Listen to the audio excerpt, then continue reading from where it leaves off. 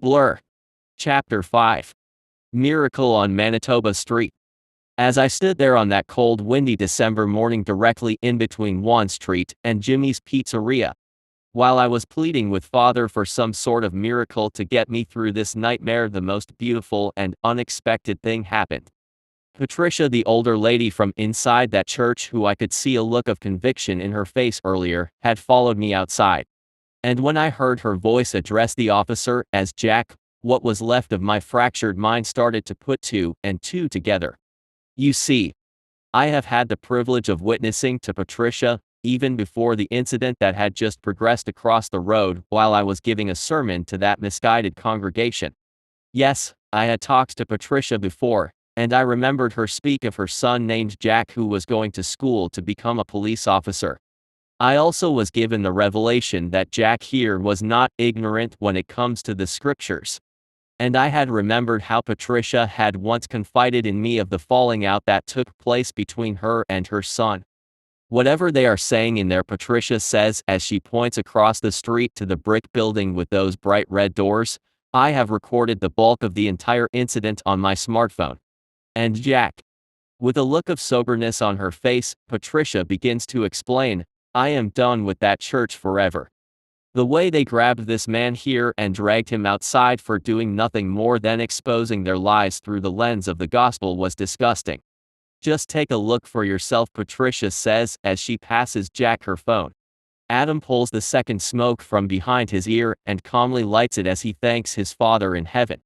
It wasn't even for apparently getting Adam's ass out of this jam.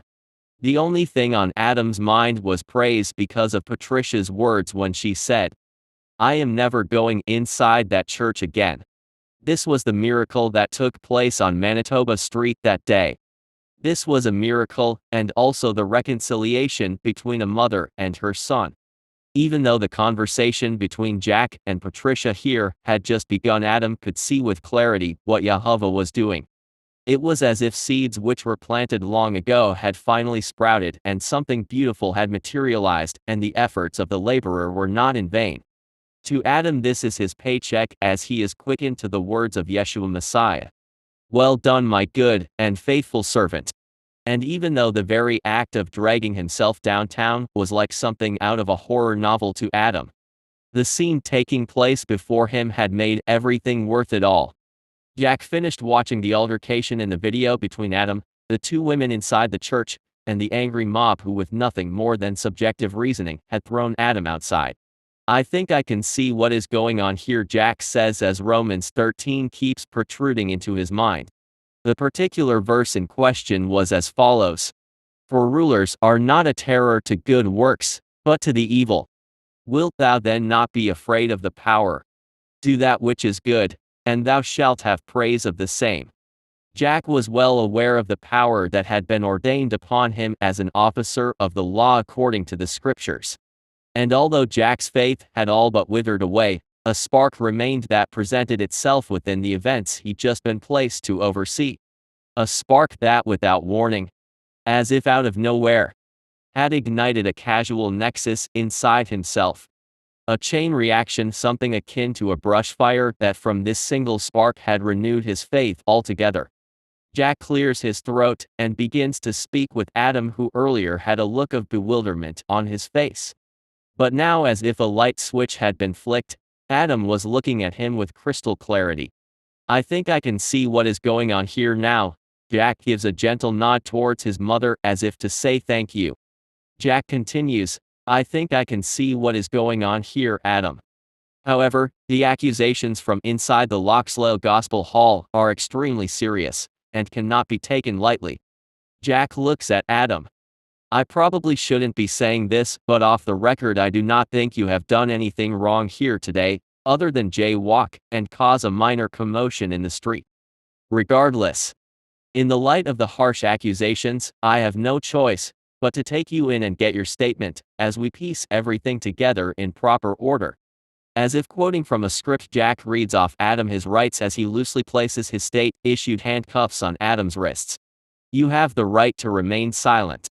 As Jack cuffs Adam, out of reflex Adam clenches his hands into two tight fists.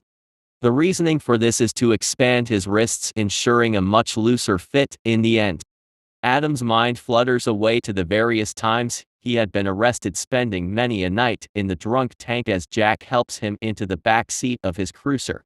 His mind wanders to the time he was walking from his father's house one late night up Chokecherry Lane.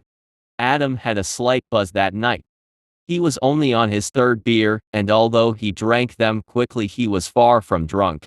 I remember taking off my knapsack and reaching into it to grab myself one of the 8 beers I had inside, as well as a pack of matches to have myself a smoke. It was warm that night from what I can recollect, because I was only wearing a t-shirt and some cut-off jeans. So to make a long story short, as I stood there on the side of that windy road in the pitch-black darkness, surrounded by the forest in every direction, a sudden bright light came at me from around the corner, passing me with haste, but abruptly stopping soon after as the car quickly slammed on the brakes on that old gravel road. Little did Adam know, as he pulled only the matches out of his old and torn knapsack that had seen better days, was that who had just passed him was 2 police officers. As they began to question me and asked me for identification, I remember handing the one cop a get-out-of-jail-free card from a Monopoly game I had been carrying around in my wallet for the last 2 years. That was the night I learned police officers don't have a sense of humor, or at least that one didn't. I even requested a breathalyzer, but was denied. "I don't think you need one of those," the cop said as he threw me into the drunk tank and gave me a $72 drunk in public fine. As Adam sits there with a cage separating him from the front seat of the police car, he can see the pastor of the Lochslale Gospel Hall has walked over to speak with Patricia and the officer. What lies are spewing out of that preacher's mouth, Adam wonders to himself. "Just breathe. Just breathe normally," Adam whispers as he places his tongue against the top of his mouth, and held it there. This was one of the many little tricks Adam had learned throughout the years, and as far as slowing his breathing down, it had proven itself extremely effective time and time again. Inside the back of the police car, the atmosphere had shifted, and although it was much more quiet and the sun had poked itself from behind one of the many clouds in the sky and begun to shine on the back of Adam's neck, there was still that relentless sense of trepidation that seemed to follow Adam wherever he went. With that pathetic excuse of a preacher spewing lies from that serpent's tongue of his, and Jack and Patricia all looking in the front window of the cruiser that day, another partial song invades Adam's mind. "When I can't make it home because I'm too drunk to see. You take me in, and the food's complimentary. You give me a blanket and a warm place to sleep. And the fine's half the price as the place down the street. So thanks to the chauffeur for bringing me in. Whenever I'm here I feel like a king. The bellhop and the desk clerk, they know my first name, and most of the guests are my friends anyway. And yes, you've been so kind, all the hospitality. And ever so often you keep checking on me. So I'll use my one phone call to book a reservation. Because come late tonight, I'll be checking in. I've wandered this country, and wherever I've roamed, you're the one place that I've called second home. You've been like my mother, you've been like my kin, so I wrote you this song to say thank you again. So farewell. It's been swell here at the Cop's Shop Motel. The room, it was great, and the service as well. I'm not here for a long time, I'm a friend of the sunshine, but a sleep-over's just fine for a drunkard like me. Yes, a sleep-over's just fine for a drunkard like me." Adam tilts his head back, ignoring the commotion going on outside. "Calm down. Calm down," Adam says, as his tongue is still firmly placed on the palate of his mouth, and he grounds himself from the potential disconnect trying to take place. "Don't gap out now. I will get through this somehow, in Yahovah's name I pray. Amen."